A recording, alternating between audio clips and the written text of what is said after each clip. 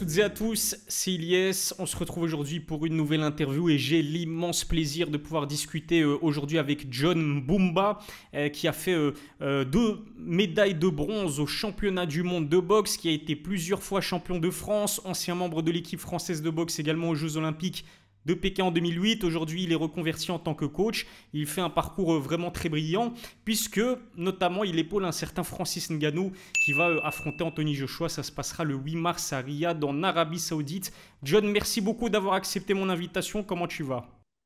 Je vais très bien, je te remercie. C'est moi qui te remercie, Ilyes. Ça fait très plaisir de passer sur ton émission. C'était un honneur et vraiment un plaisir de partager ce moment avec toi.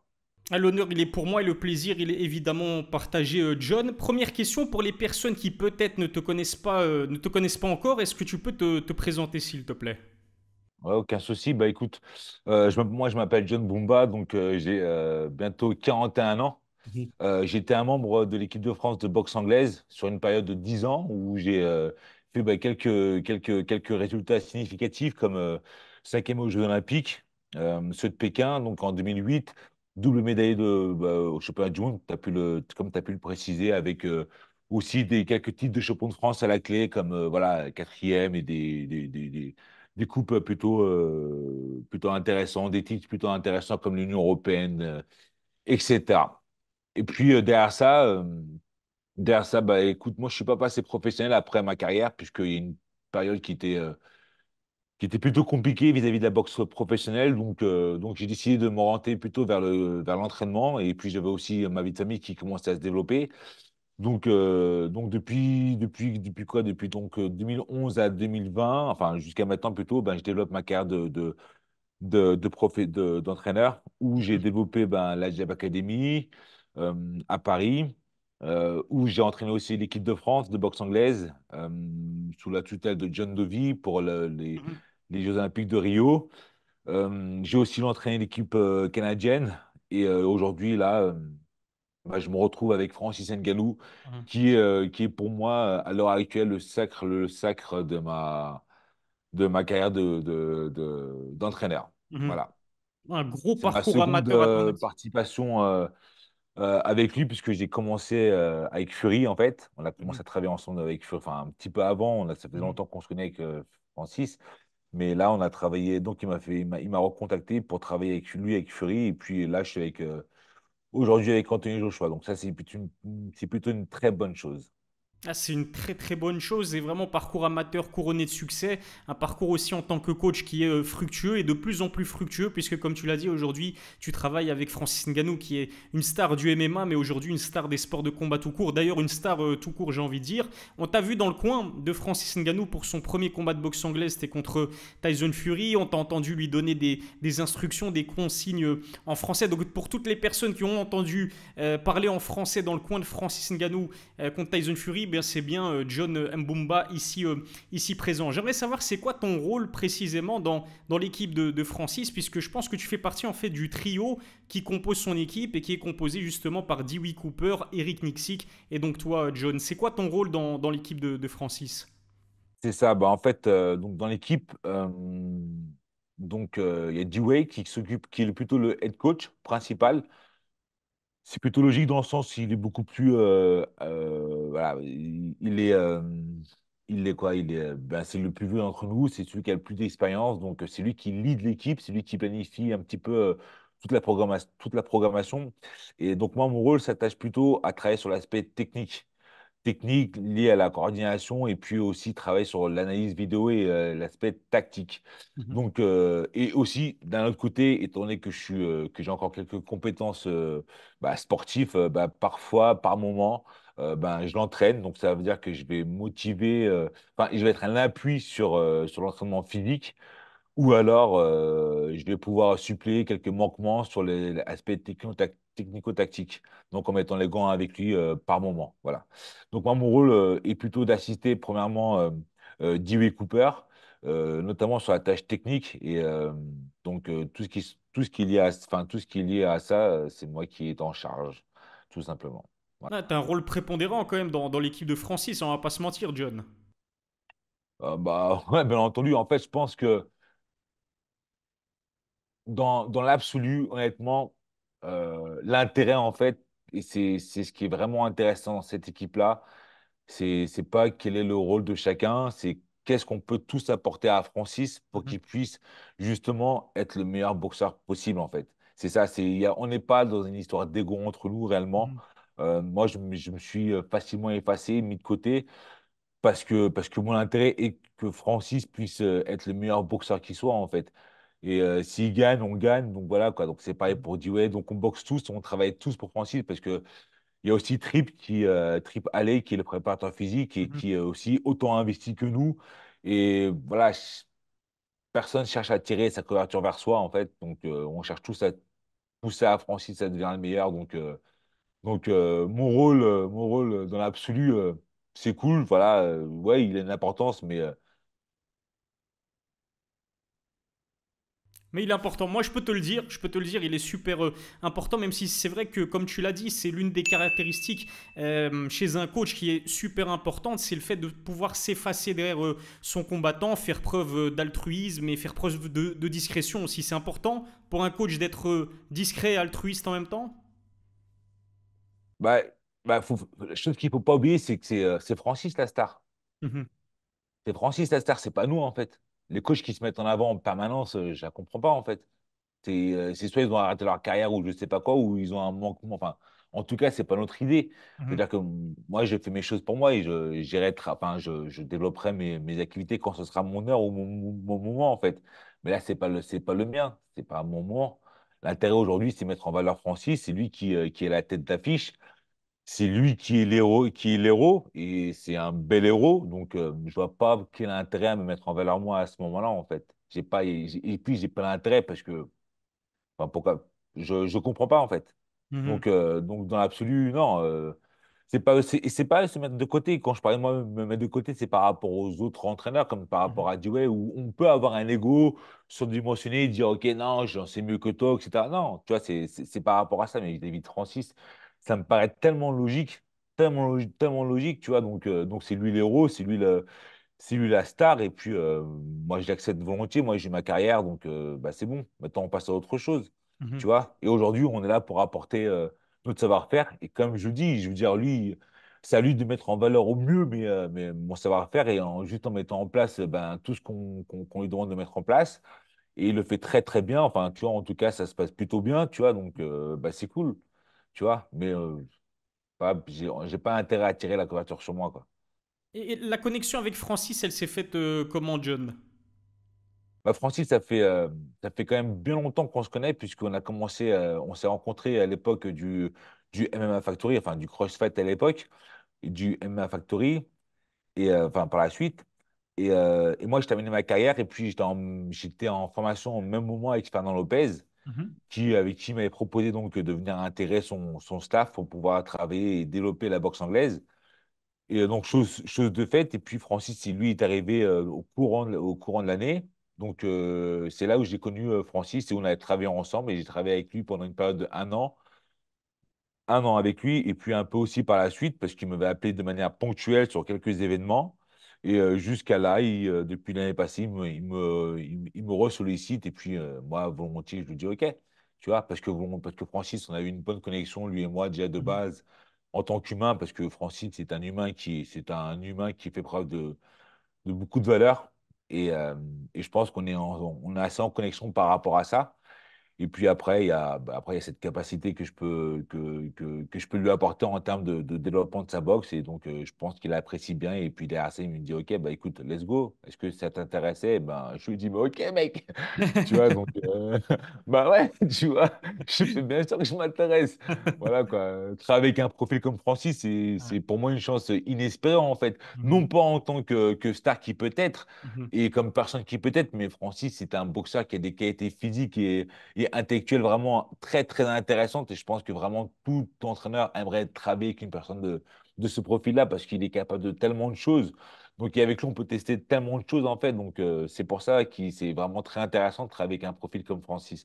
Un profil athlétique, hein, dont je parle, hein. mhm, Donc, OK, let's go, mon gars. Et en plus, enfin, je suis dans un cadre juste exceptionnel, un contexte exceptionnel, mhm. tu vois. j'en place une un petit peu, mais franchement, en France, on parle tellement mal des Arabes et des musulmans, etc. Mais je vous dis juste une chose, les gars, venez là-bas, venez voir ici, parce que il n'y a pas plus safe que ici. Il n'y Mhm. a pas plus safe qu'un pays comme l'Arabie Saoudite. Je vous Mhm. le dis, tu sors normal, c'est juste très, très agréable. Je fais une petite promotion pour eux parce que vraiment, ils le méritent. Vraiment, ils le méritent. C'est vraiment, en France, c'est incroyable. Donc vraiment, ils le méritent. Voilà. Bah, c'est super. Mais en tout cas, on a compris que bah, vous étiez déjà présent à Riyad en Arabie Saoudite où le combat va se dérouler dans les prochaines semaines. On a aussi compris que tu connaissais Francis depuis un certain nombre de temps maintenant. Ça me permet de te poser la question de savoir si, en fait, comme tu le sais, comme tout le monde le sait, c'est vrai que le premier amour de Francis, ça a toujours été la boxe anglaise, qui ne l'a pas empêché de devenir champion du monde des poids lourds à l'UFC et donc en MMA. J'imagine que tu suivais ce qu'il produisait comme prestation quand il combattait à l'UFC. Est-ce qu'il y a un moment donné où tu t'es dit que oui, Francis avait déjà à l'époque de l'UFC le talent nécessaire pour réussir sa transition en anglaise? Bah alors, il faut savoir une chose, c'est que Francis, dès le départ, quand il est arrivé au CrossFight, il Mhm. avait cette volonté farouche de faire de la boxe anglaise. Mhm. Donc Fernand lui avait dissuadé. Et puis, donc, moi qui étais l'entraîneur à ce moment-là, pareil, je lui disais, écoute, je pense que c'est pas intéressant. Je venais de terminer ma carrière de sportif amateur. J'avais plutôt une mauvaise approche, une mauvaise idée de la boxe professionnelle parce qu'on n'y voit pas grand-chose en France et même ne serait-ce qu'en Europe. Là, maintenant, il y a un petit peu plus d'activité parce que les Européens s'y sont mis et ont développé énormément par rapport là-dessus et parce que c'est lié à la boxe. Grâce à leur performance aux Jeux Olympiques. Mais c'est un travail qui a duré plus de 15 ans. Ça, Mhm. les gens ne le savent pas, mais c'est un travail qui s'est développé, qui remonte à plus de 15 ans Mhm. après qu'ils ont commencé à pouvoir développer quelque chose. Ouais. Donc c'est très, très long. Et en France, on n'est pas capable de pouvoir faire ça. Et donc, de ce fait, moi, je lui dis, écoute, tu as bien plus de chances à performer en boxe, en MMA, parce que c'est un sport qui est hybride, qui est en train de se développer. Et puis, tu as des compétences en boxe qui sont vraiment intéressantes et qui pourront vraiment se faire valoir Mhm. dans le MMA, où tu pourras vraiment faire une différence, en fait. Parce que tu connais pas du pied-point, enfin, tu connais pas trop le pied-point et tu connais pas le sol, mais par contre, tu peux être capable de faire la différence en MMA. Et donc, euh, et donc c'est comme ça que. Donc, moi, en fait, je ne m'attendais pas à ce qu'il soit capable de pouvoir transférer, Mhm. enfin, passer du M1 à la boxe. Et ça, ce qu'il a fait, et je le dis honnêtement, moi, je ne m'attendais pas. Et enfin, quand il m'a rappelé, je lui dis, mec, t'es juste incroyable. Mhm. Ouais, c'est clair. Enfin, Francis, le terme, c'est extraordinaire. Ouais. Parce que ça fait très longtemps qu'il y réfléchit, ça, faut le savoir. Et ça fait très longtemps qu'il en parle. Et c'est un rêve qui est resté là. Et le type, il n'a pas lâché l'affaire. Ouais. Et aujourd'hui, regarde ce qu'il fait. Ah, C'est c'est juste incroyable. c'est juste incroyable, comme tu l'as dit, ça mérite le respect. D'ailleurs, ça mérite même un film, hein, la vie de Francis Ngannou, parce que pour son premier combat de boxe anglaise, il affronte quand même Tyson Fury, champion WBC, invaincu, l'un des meilleurs, si ce n'est le meilleur poids lourd de ces 10 dernières années. Tous les spécialistes de la boxe, John, donnaient Ngannou perdant et ne le voyaient pas tenir la dragée haute à Fury, encore moins sur 10 rounds. Au final, on a vu ce qui s'est passé. Tu étais aux premières loges pour y assister, mais Francis parvient à infliger un knockdown dans le troisième round à Tyson Fury, lui offre l'un des combats les plus compétitifs de sa carrière malgré sa défaite au point. Je sais que tu as eu le temps maintenant de prendre du recul sur ce combat-là. Comment est-ce que tu évalues la prestation de Francis contre le Gypsy King? Bah, je l'évolue toujours de la même manière. Exceptionnel. Mhm. Exceptionnel parce que c'était pas facile à préparer ce combat-là. C'était vraiment pas facile. On n'a pas eu énormément de temps. En tout cas, à mon sens, pour moi, en tant que spécialiste de la boxe anglaise, j'aurais préféré travailler beaucoup bien plus que ça, mais sauf que Francis était un peu blessé, ça faut le savoir. Mhm. Il a eu une période de convalescence, une période de prise de poids Mhm. qui a pris beaucoup de temps. Euh, il a fallu faire cette transition entre le MMA et la boxe anglaise, et, euh, sans pour autant, et en passant directement avec le top du top, Tyson Fury. Fury, enfin, peut-être les gens ne mesurent pas, mais pour moi, Mhm. il fait partie du top 5 des meilleurs boxeurs de tous les temps. Mhm. Tyson Fury, c'est un profil qui est très, très atypique, qui est très grand, qui est très intelligent, qui est très malin et qui est rapide. Enfin, bon, bref, il a beaucoup de qualités qui font que Francis, en se mesurant à lui, il n'avait pas choisi n'importe qui. Tu vois, Mhm. moi, personnellement, au point de départ, je lui ai dit, écoute, il y a bien plus d'intérêt à aller boxer Wilder parce qu'on a Mhm. beaucoup plus d'opportunités à gagner. parce que techniquement, en termes de puissance physique, je pense que c'est assez équivalent. Mhm. Mais par contre, techniquement, on est capable de faire beaucoup mieux que lui. C'est une certitude. Une Mhm. certitude. Et là, il boxe face à Tyson Fury. Non, ce qu'il a fait, c'est extraordinaire. Et pour moi, mais 10 fois qu'il mérite de gagner le combat. Mhm. 10 fois qu'il mérite de gagner le combat. Et encore plus, on le fait tomber au troisième round. Non, non. Le combat, phénoménal. La prestation de Francis, elle est phénoménale. Enfin, vous m'avez entendu crier, j'ai encore des frissons. Je t'en parle, j'ai encore les mémoires. Au troisième round, j'y croyais même pas. J'ai fait, oh Mhm. yeah! Parce qu'on on s'est attendu que. On avait analysé certaines faiblesses de chez Fury. On savait qu'il y avait des opportunités à mettre en place un crochet gauche et qu'il y avait moyen de pouvoir le toucher, Mhm. contrairement à un bras arrière. Et Francis a été capable de pouvoir le réaliser, en plus beaucoup plus tôt. Donc, ça a vraiment donné de l'adrénaline au combat sur tout le reste. Et c'est génial, en fait. C'est génial. Donc, non, la classe, Francis. La classe. Ouais, juste incroyable. Est-ce qu'il y a quelque chose qui t'a surpris chez lui le soir du combat? Euh, bah, honnêtement, Francis, bon, faut savoir, Francis, c'est quand même une personne assez discrète, Mhm. qui se livre pas tant que ça. Et, euh, et j'avoue que je commence à le comprendre et le connaître de plus en plus. Et la première chose qui me vient à l'idée, c'est je me dis, mais qu'est-ce qu'il est intelligent? Mhm. Qu'est-ce qu'il est intelligent? Et sur le ring, qu'est-ce qu'il était intelligent? Parce que je le dis, la transition, ne serait-ce qu'en termes physiques, c'était pas évident. Et nous, en tout cas moi, personnellement, enfin, la chose dont j'avais vraiment peur, Mhm. c'était le cardio, qui Ouais. suit pas en fait. Mhm. Il a très bien géré son cardio. S'il aurait pu mettre un peu plus d'intensité, il l'aurait mis, mais sauf qu'il ne pouvait pas. Ouais. Mais par contre, il est resté constamment debout, il n'a pas été mis en difficulté énormément. Donc, il a touché, il a bien touché. À la fin, il se termine même sur un super punch. Ouais. Il se permet même, tu Ouais. vois, tu vois, un peu fanfaronner, tu Ouais. vois, dire, je suis là. Non, franchement, Francis, c'est la classe. Et, euh, et ouais, et ça, c'était vraiment quelque chose dont je pouvais avoir peur, c'était l'aspect cardio, tu vois. Donc, Mhm. ouais. C'est très juste ce que tu dis. Moi, personnellement, j'aime beaucoup Francis. Bon, on va pas se mentir, je suis fan de Francis Ngannou, que ce soit du combattant, de sa personnalité, de son parcours qui est juste phénoménal. On savait que c'était quelqu'un qui a un gros mental et qui est d'une résistance folle. Parce que, je sais pas si tu t'en souviens, John, mais le coup de coude que Tyson Fury lui met à un moment donné pendant le combat, qui est illégal évidemment, ce n'est pas du MMA, Francis ne bronche pas, continue d'avancer vers Tyson. Donc ça, je le savais. Par contre, ce qui m'a surpris, comme tu l'as dit, c'est son cardio, le fait de l'avoir vu boxer normalement sur 10 rounds, et aussi le fait qu'il s'est montré discipliné pendant toute la durée du combat, ce qui, sur ses premiers combats de MMA, n'était pas le cas, même si on a vu qu'après, il était super discipliné et super focus. Donc, je sais pas ce que t'en penses, John. Bah, c'est bien ce que je suis en train de te dire, c'est que Francis, c'est une personne qui est capable de pouvoir s'adapter et c'est preuve de son intelligence, en fait. Tu vois, donc, Francis, c'est un caractère, hein. Quand je dis un caractère, c'est un caractère, hein, tu vois. Mhm. Mais il a cette capacité à parfois se mettre un petit peu en retrait et dire, OK, je vais vous écouter, tu Mhm. vois. Parce que c'est quelqu'un qui a quand même, comme je viens de dire, un caractère, une grosse force et il faut être capable de pouvoir le persuader. Et Mhm. puis, parfois, ouais, il écoute. Et donc, c'est ça, c'est sa preuve d'intelligence. Donc, sur le ring, il savait qu'il pouvait compter sur nous, sur Dewey, sur Eric, sur moi-même, sur tout le monde. Il savait qu'il avait besoin de lui-même, mais aussi des autres. Et il a très bien il a su utiliser toutes les forces qui étaient autour de lui pour pouvoir faire quelque chose d'extraordinaire. Donc, voilà, c'est quelqu'un de vraiment intelligent.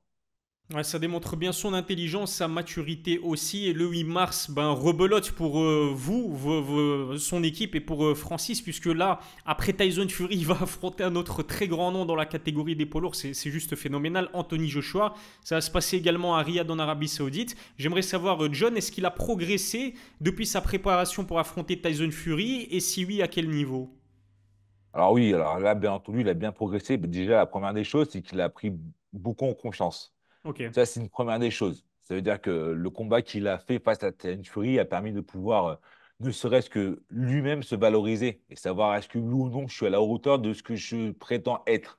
Donc ça, c'est un premier point qui est vraiment très, très important à prendre en compte, l'aspect psychologique. Mhm. Et puis, au niveau technique, bien sûr, bien entendu, vous allez voir, enfin, on a plutôt bien, bien, bien travaillé avec D-Way et on a plutôt bien travaillé. Et donc, et enfin Dewey et Francis et techniquement ça va être un peu plus propre.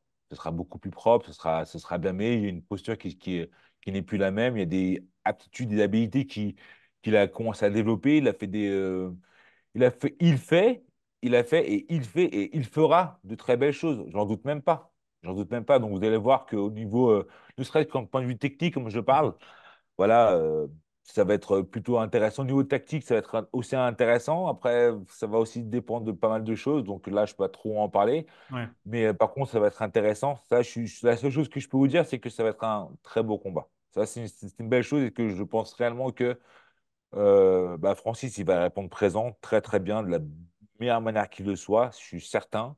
Et en tout cas, en termes de prestance et de démonstration pugilistique, il va répondre à toutes les exigences qu'il soit. Ouais, ouais, ouais. il n'y a aucun. En tout cas, et là, je dis prétentieusement, on va faire quelque chose de bien plus beau que Wilder. Mais 10 fois. 10 fois. 10 fois. Exceptionnel. Et là, je le dis avec prétentieux, mais réellement, mais en même temps, je me risque pas trop, tu vois, en disant ça, tu vois.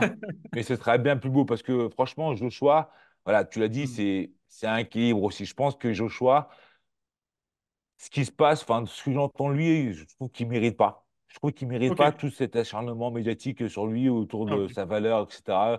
Du fait de dire qu'il soit faible, etc. Moi, Joshua, je le Mhm. connais depuis longtemps parce on s'est fréquenté en amateur, etc. Et Mhm. puis moi, après, par la suite, je suis parti. Et donc, j'avais sparé avec lui, etc. Donc, j'ai vu sa progression, son évolution. Et à titre personnel, Joshua, j'adore. Enfin, moi, je kiffe Joshua. Mhm. C'est très beau à avoir boxé. C'est intelligent. Mhm. Le combat qu'il a fait face à Klitschko, il était juste phénoménal. Euh, Mhm. face à Povetkin aussi. Moi, après, par la suite, c'est un peu bizarre. Notamment face à André Ruiz. Alors, par rapport à Fury, pardon, par rapport à Usyk, je comprends pas ça. La tactique, j'ai pas Ouais, comprise là. Par contre, j'ai pas ouais. de tactique, donc ça j'ai pas compris pourquoi il a voulu rentrer dans l'aspect technico-tactique avec Mhm. Usyk, alors qu'avec lui, on le connaît tous. Enfin, je lui dis, on se connaît depuis chez les amateurs. Usyk, non, en fait, tu ne vas pas sur ce terrain-là avec lui. Donc, je ne vois pas pourquoi il est parti là-bas. Je n'ai pas compris pourquoi. Donc, je pense que c'est une faute professionnelle de sa part Mhm. d'avoir, enfin, ouais, lui et son équipe, d'être parti là-dessus. Mais par contre, Joshua, c'est du très, très haut niveau. C'est du très, très lourd. C'est beau, c'est physique, c'est technique. Ça y va. Enfin, ne serait-ce qu'il faut voir ce qu'il a fait avec Klitschko quand il part chercher le combat de sa vie. Je veux dire, enfin, comment on peut dire qu'il est faible? Mhm. Quand il prend des coups face à face à White, Ouais. c'est un très très beau combat. Il prend des très très gros coups. Mhm. Non, il encaisse et je pense qu'il va répondre aux coups qu'on va lui donner. Et donc nous aussi, on a crainte de lui, bien entendu. Bien entendu, on a crainte de lui. Donc ça va être un très très beau combat, mais d'une certitude. Certitude. Je pense même que c'est une finale avant l'heure. Ah, c'est une finale avant l'heure. On va en parler un petit peu plus tard, si tu le veux bien, dans cette interview, John. Mais je te suis sur tout ce que tu viens de dire. Pour la petite anecdote, je suis non seulement fan de Francis, mais également d'Anthony Joshua. Je le suis depuis ses débuts professionnels, même sa carrière amateur. Je l'ai suivi avec beaucoup d'attention. Et tu anticipes parfaitement ma question. Tu y as répondu. Je comptais justement te demander ce que tu pensais d'Anthony Joshua. On sait qu'il est très décrié, très sous-coté depuis sa première défaite contre Andy Ruiz. Ensuite, c'est défaite contre Usyk, mais il a été médaillé d'or olympique en 2012. Il a été 2 fois champion du monde. En plus, il détenait plusieurs ceintures. Est-ce que pour toi, Joshua, il représente un plus grand danger pour Francis que pouvait l'être Tyson Fury? Alors, je pense qu'à l'heure actuelle, Joshua est bien plus dangereux que Fury. Mhm, Parce que Joshua, il a tout un peuple à reconquérir. mhm, Et c'est de ce fait-là qu'il est très dangereux. C'est quelqu'un qui va devoir prouver que ce qui s'est passé dans le passé, mhm, récemment, là, c'était une erreur de parcours. ouais, Et là, par la suite, il y a beaucoup à aller chercher. mhm. Euh, des titres, de l'argent et une notoriété à reconquérir. Donc là, lui, aujourd'hui, on lui apporte tout ça sur un plateau. Vas-y, mon gars, va le chercher. Donc on est quatre ben, à vouloir tous la même chose. Mhm, Fury, Usyk, Joshua, Francis, mhm. au meilleur qui gagne. Et donc lui, forcément, forcément, c'est un Anglais. Il est suivi par toute une population qui est très, très, qui sont très fanatiques de lui. enfin, mais même au-delà de l'Angleterre et du Royaume-Uni, moi, je le suis fan. Bon, on l'a pas sur ce match-là, mais là, au contraire, tu vois, mais partout. Donc, non, mais forcément, je pense que Joshua, à l'heure actuelle, il est bien plus dangereux que Tyson Fury. Tyson Fury, c'est quelqu'un qui, tu sais pas. Mhm. Tyson Fury, c'est quelqu'un, tu sais pas. Ça va être selon sa période. Ouais, Donc, peut-être que là, on est tombé sur une bonne période, ouais. tu vois. Alors que là, Joshua, c'est quelqu'un de beaucoup plus sérieux. Je le dis, je le connais depuis, depuis le monde amateur. J'ai suivi sa carrière parce que même si je suis parti bien avant lui, bah, je l'avais suivi. Donc, c'est quelqu'un qui est sérieux, qui a A sur toute la ligne. Et Mhm. là, ce qui s'est passé avec André Ruiz. Ça a commencé, c'est le début d'une histoire bizarre. Après, avec Usyk, bah, pareil, rebelote. Donc, ouais, je pense que il lui fallait aussi ça. Peut-être qu'il avait trop de A dans son carnet de notes et qu'il Ouais, lui fallait un peu des C, des D pour pouvoir se re-challenger. Donc, non, c'est pour ça que je le dis à tout le monde, il faut voir ce combat-là. Allez ouais. voir ce combat-là parce que je pense que Joshua va nous proposer une très, très belle prestation. Et je Mhm. pense que même Joshua va tenter de nous mettre KO. Ouais. Ça, Je oh pense là que là. Joshua va tenter de nous mettre KO.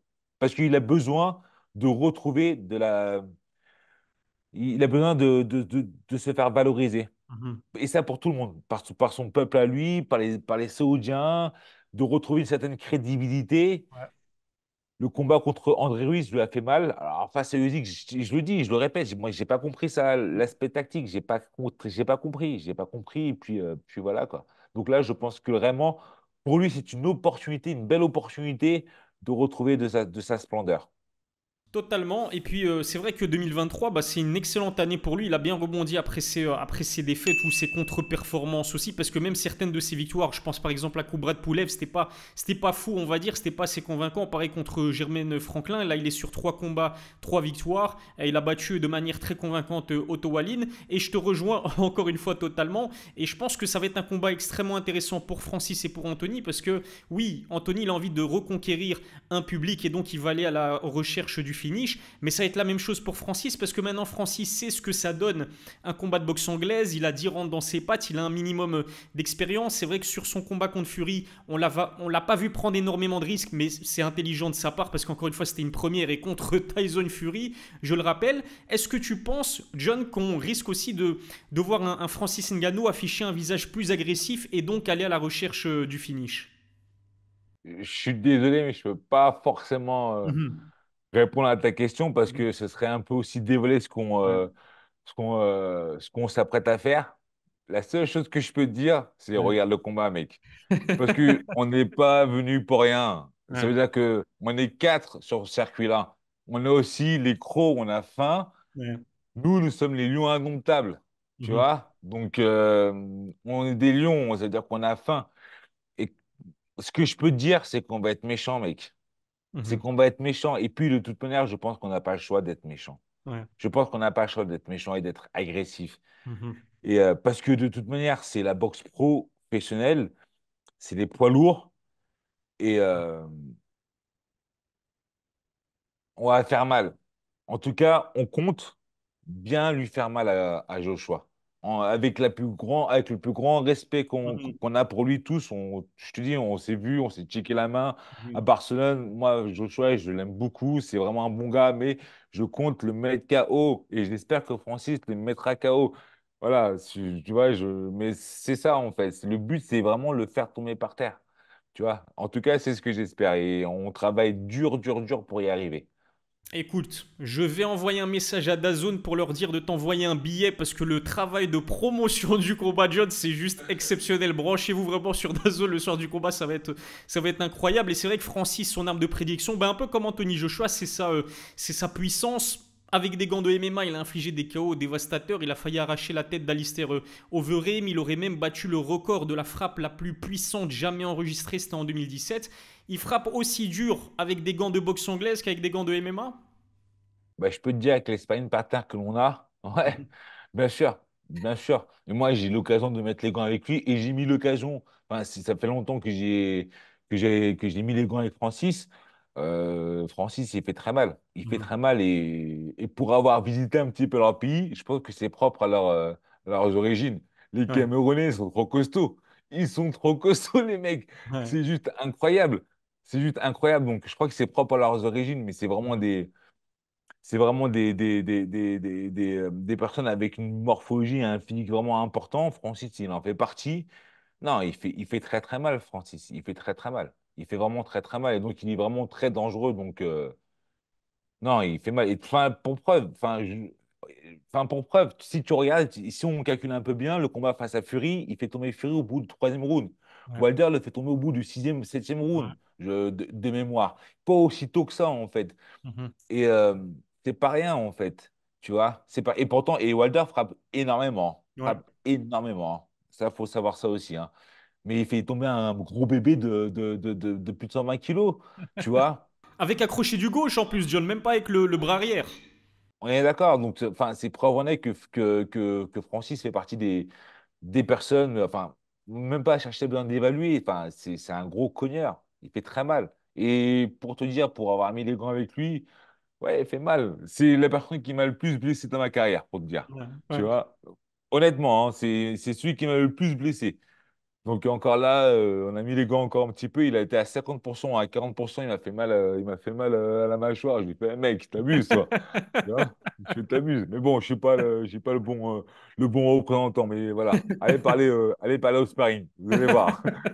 Allez parler Mais au sparring, vous allez voir qu'est-ce qu'ils en pensent. Mais ce qui est fascinant aussi avec lui, c'est qu'au-delà de sa puissance, il a un physique incroyable. Il pèse plus de 120 kilos, mais il est propre. Il est. Non, franchement, c'est un athlète. Hein, c'est un dieu grec, comme les fameuses statues de dieux grecs. Et Fury, il n'a pas eu l'habitude d'affronter un boxeur avec un tel gabarit. Généralement, Fury dépasse de loin. Il est plus lourd que ses adversaires de très très loin, ce qui lui permet de prendre l'avantage, notamment sur les phases de clinch. Il n'a jamais pu mettre en place ce jeu-là contre Francis Ngannou. Anthony Joshua, c'est un autre type de boxeur par rapport à Fury sur le plan physique, je veux dire. C'est quelqu'un qui est très athlétique, mais qui va jamais dépasser les 115 kilos. La stratégie en termes de poids pour Francis, ça va être quoi pour ce combat contre Joshua Jones? C'est-à-dire dépasser les 120 kilos comme contre Fury, ou peut-être que vous envisagez qu'il descende un petit peu en dessous des 120? Bon, en fait, non. Là, l'idée, là, c'est quand même de conserver. La première qualité de Francis, c'est son physique. Donc, Mhm, il faut l'optimiser mhm, et il faut le capitaliser. C'est là-dessus qu'on travaille le plus. Euh, Au niveau technique et au niveau technique, c'est voilà, on va chercher juste à pouvoir travailler quelques enchaînements, quelques coups, quelques postures, quelques moyens offensifs et défensifs pour pouvoir vraiment tout axer sur le physique. C'est ça notre force première. Et l'idée, c'est d'être le plus affûté possible. Donc, mhm, nous, ici, en tout cas, Francis, il est bien suivi par rapport à ça. Il a, comme je le dis, je le répète, il a aussi un préparateur physique qui l'accompagne et enfin, toute une équipe autour de lui. Et donc, l'idéal, c'est d'être un poids de forme dans lequel il est le plus affûté. Donc, il mhm, va tourner à peu près vers les 120, 122, tu vois, quelque chose de ce genre-là, tu vois. Donc, après, ça va dépendre. Donc, je peux pas te donner un poids fixe, hein, mais par contre, l'idée, c'est pas de devenir lourd. C'est pas ça. L'idée, c'est d'être bien affûté pour être sharp, comme on dit, tu vois, voilà, avoir des coups bien aiguisés et bien rapides et puissants, en fait. Parce que, voilà, parce que tu viens de le dire, Joshua aussi, c'est un très bel athlète. Et ouais, c'est un très bel athlète et physiquement aussi, lui aussi, il a plein d'atouts. Et donc, et je pense que l'atout qu'il a en plus, en plus par rapport à nous, c'est son expérience du ring. Et donc voilà, il faut vraiment venir avec nos forces. Et nos premières forces, c'est le physique. C'est notre mhm. puissance, c'est notre vitesse. C'est ça, en fait. Ouais, la force des Camerounais, comme tu l'as dit, parce qu'on a aussi un certain Cédric Doumbé qui fait très très mal dans une autre catégorie de poids qui est les poids welter. Il me reste une dernière question à te poser, John, et encore une fois, un immense merci parce que c'est un pur régal cette interview-là. Je pense que Francis est toujours classé à l'heure actuelle numéro 10 par la fédération WBC chez les poids lourds. Est-ce que tu penses, allez, envisageons que Francis, et je lui souhaite, batte Anthony Joshua, tu penses que la prochaine étape, c'est une ceinture mondiale? Il est à deux doigts de peut-être disputer une ceinture mondiale? Bah, là, en fait, ce qu'il faut savoir, c'est que c'est une demi-finale mondiale qu'on est en train de participer, auquel on participe. Parce que ce combat-là, en fait, il nous permet de pouvoir accéder au titre, à une finale mondiale. C'est-à-dire entre le vainqueur de Fury face Mhm. à Usyk. Mhm.